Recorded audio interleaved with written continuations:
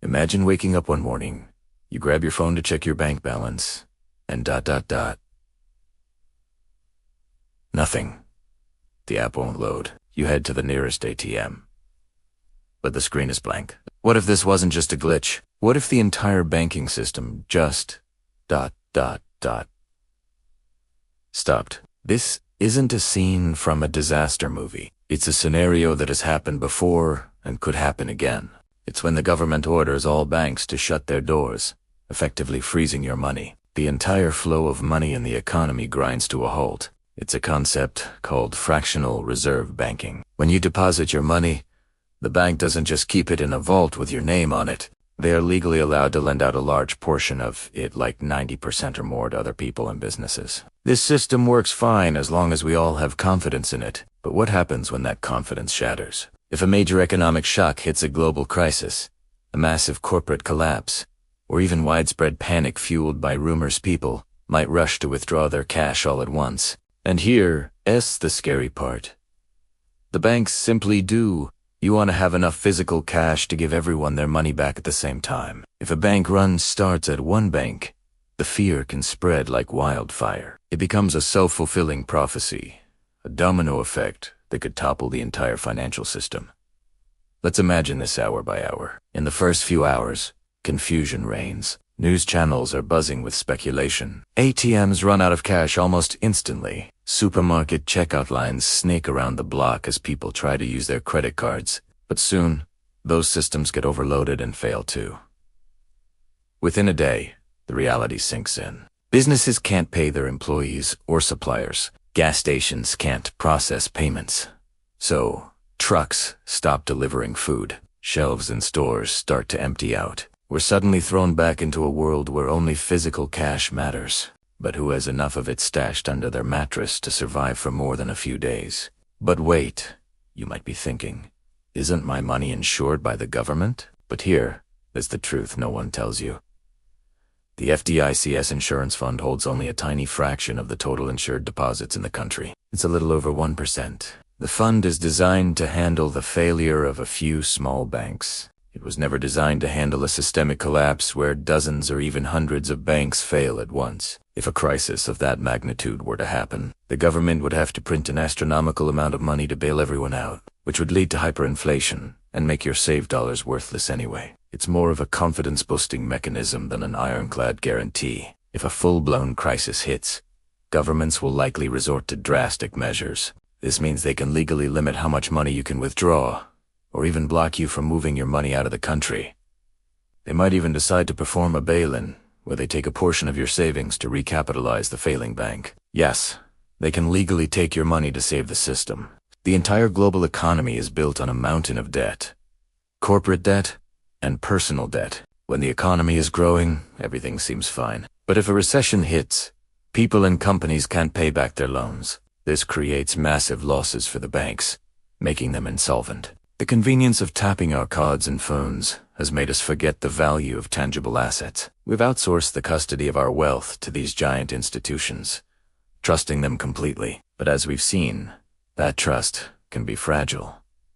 So, what can you do? How do you protect yourself from a scenario like this? The first and most simple step is to have a reasonable amount of physical cash on hand in a safe place at home. Not your life savings, but enough to cover essential expenses like food, water, and fuel for a few weeks or even a month. Think about what your family would need to get by if the digital world went dark. The old saying, "Do you want? Put all your eggs in one basket," has never been more true. This could include physical precious metals like gold and silver, which have been a store of value for thousands of years and exist outside the banking system. Third, focus on becoming more self. Store some extra non-perishable food and water. Have a first aid kit. Learn basic skills. The more you can provide for yourself, the less you'll be affected by a breakdown in supply chains. Think of it as personal insurance. You have car insurance and health insurance. This is a form of financial and lifestyle insurance. Finally, stay informed, but don't panic. Understand the risks, but use that knowledge to take calm, rational steps to prepare.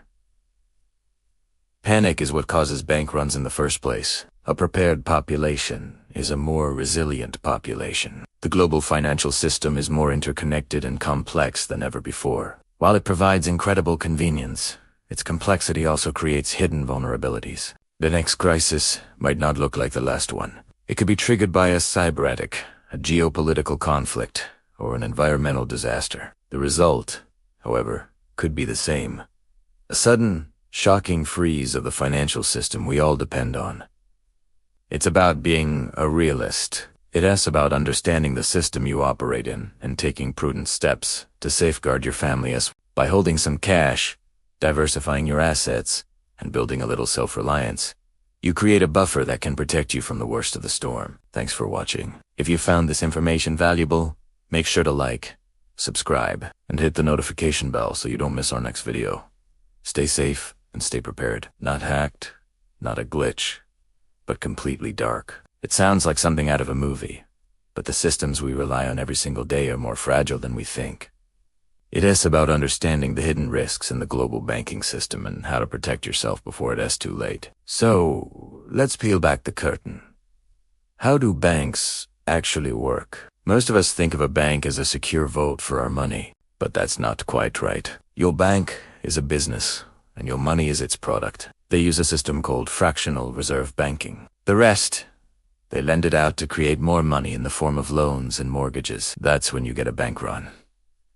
Imagine a rumor starts spreading that your bank is in trouble. Social media catches fire, and suddenly, thousands of people are lined up, all demanding their money at once. The first few people might get their money, but very quickly, the vaults will run dry. The bank will be forced to shut its doors. This isn't a new phenomenon. During the Great Depression in the 1930s, the government declared a bank holiday, shutting down every bank in the country for days. The goal was to stop the panic and give the banks a chance to sort themselves out. No online transfers, no direct deposits. The entire flow of money would just stop. The economy would freeze. We often hear, "Don't worry, my money is insured." It's a safety net designed to prevent bank runs by giving people confidence. But here's the uncomfortable truth no one talks about. The FDIC's insurance fund holds only a tiny percentage of the total insured deposits in the country. It's a little over 1%. If one or two small banks fail, it works fine. The insurance fund could be wiped out in an instant. It's a confidence game. The insurance works only as long as we don't all need it at once. You try another. Declined.